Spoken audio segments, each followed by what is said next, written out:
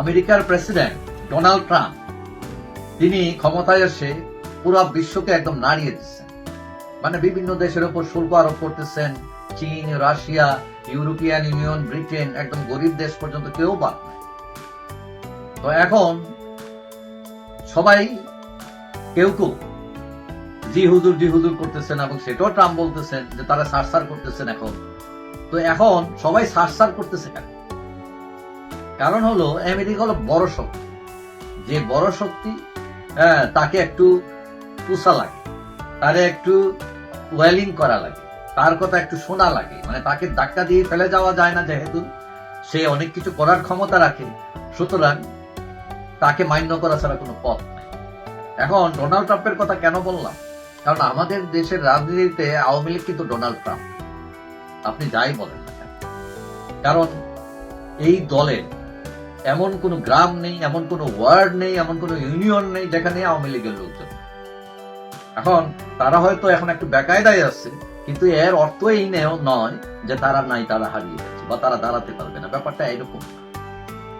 এখন আমরা দেখলাম যে এই সরকারি যে দুইটা এজেন্ডা, সংস্কার এবং নির্বাচন, এইগুলো বিভিন্ন বিষয় নিয়ে বিভিন্ন দলকে ডাকা হয়েছে, কিন্তু সেখানে আওয়ামী লীগ 14 দল বা জাতীয় পার্টিকে ডাকা হয়, মানে এক পক্ষ বাদ। এখন সরকার বলছে নির্বাচন হবে জুন 2026-এর। আবার এদিকে আরেক কথা উঠেছে যে ইউনুস সাহেবকে এক পক্ষ রাখতে চায় আরো 5 বছর কমপক্ষে। কিন্তু ইউনুস সাহেব আরো বলতেছেন যে এইসব তার কাজ না, রাষ্ট্র পরিচালনা, মানে তিনি অনেকটা ছেড়ে দেওয়া কেটে যাচ্ছে। এখন আন্তর্জাতিক যে কমিউনিটি আছে, তারা বাংলাদেশ সরকারের কাছে বারবার জানতে চাচ্ছে যে নির্বাচনে সবার অংশগ্রহণ থাকছে কিনা। তারা কিন্তু আওয়ামী লীগের নাম বলছে না, কিন্তু বলছে সবার অংশগ্রহণ থাকছে কিনা এটা জানতে চায়।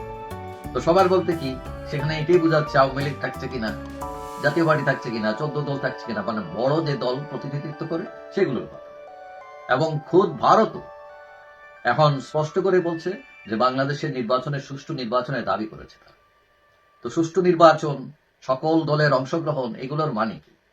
এগুলোর মানে নেপথ্যে হচ্ছে, বড় কথা হচ্ছে আওয়ামী লীগ। কারণ আওয়ামী লীগের অবস্থান, তার সে যে বৃহৎ দল এই দেশে বা একটা পুরনো দল, এটা সবাই জানে। এখন এই সরকারের উপর আন্তর্জাতিক চাপ বাড়তেছে। এখন সবকিছু বিবেচনা করে সরকারই হয়তো সেনাবাহিনী দিয়ে প্রস্তাব পাঠাইছিল যে শিরিন শারমিন এবং সাবের হোসেন চৌধুরীর নেতৃত্বে নতুন আওয়ামী লীগ, কিন্তু সেটাই যে নাগরিকরা বা জামাতরা সেটা বেশি ব্যাকে বসে, কিন্তু বিএনপি আসলে ব্যাকে বসে নাই। তারা অনেকটা পক্ষে যে ঠিক আছে একটা নতুন আওয়ামী লীগ আসুক, সমস্যা নেই। এখন সরকার একটা কৌশল নিতে যাচ্ছে, আমরা যেটা এখন বুঝতে পারছি সেটা হলো যে মানবতা বিরোধী অপরাধে যারা জড়িত তাদের রায় দ্রুত বের করে নিয়ে আসে, সেটা পুরোটা না হলে আংশিক হলেও এনে আনা। এবং তখন সরকার প্রতিপক্ষকে, যারা আওয়ামী বিরোধী প্রচন্ড ভাবে, তাদেরকে বলতে পারে যে তোমরা তো বলছিলে আগে বিচার, তারপর আওয়ামী লীগ, কিন্তু বিচার তো আমরা করলাম, মানে করতেছি অন দা ওয়ে, রায়ও বের হয়ে গেছে, হ্যাঁ এখন তাদের আসলে দিতে হবে। এবং শোনা যাচ্ছে গোয়েন্দা সংস্থাগুলোকে অলরেডি আদেশ দেওয়া হয়েছে যে আওয়ামী লীগকে ফেরানোর যত হোমওয়ার্ক আছে এগুলো করতে। তবে এখানে এটাও বলা হয়েছে বিতর্কিতরা যাতে ফিরতে না পারে তার জন্য সজাগ থাকার জন্য, এবং সেই নির্দেশনা নিয়ে অলরেডি গোয়েন্দা সংস্থার লোকজন তার হোমওয়ার্ক শুরু করেছে। অর্থাৎ সরকার এখন আওয়ামী লীগের সাথে সমঝোতার পথে যাচ্ছে, পথ তৈরি করছে।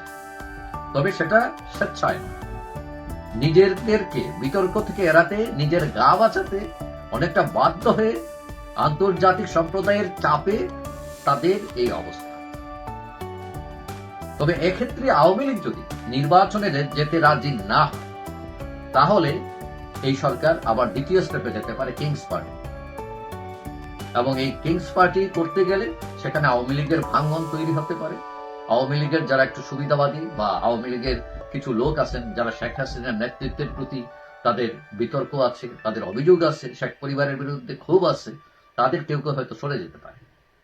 তবে ব্র্যাকেটওয়ালা রাজনীতি ইতিহাস যেটা আমাদের দেশে, মানে এরা খুব একটা টিকে না, মানে শেখ হাসিনার নেতৃত্বেই আওয়ামী লীগ, মূল আওয়ামী লীগ থাকবে, এটা মোটামুটি নিশ্চিত।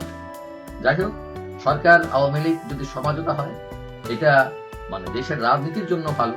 কারণ একটা বিশাল দলকে তো ফু দিয়ে উড়িয়ে দেওয়া যায় না, মানে এটাকে একটা ফরম্যাটে আনতে হবে দেশের জন্যই, মানুষের কল্যাণের জন্য। কারণ এই আওয়ামী লীগ হচ্ছে বাংলাদেশের রাজনীতিতে অত্যন্ত ঐতিহ্যবাহী একটি দল, যার অনেক সমালোচনা থাকলেও তার গৌরব গাথার কোনো অভাব নেই। যাই হোক, সবাই ভালো থাকবেন। আশা করি দেখা হবে অন্য কোনো ভিডিওতে ইনশাআল্লাহ।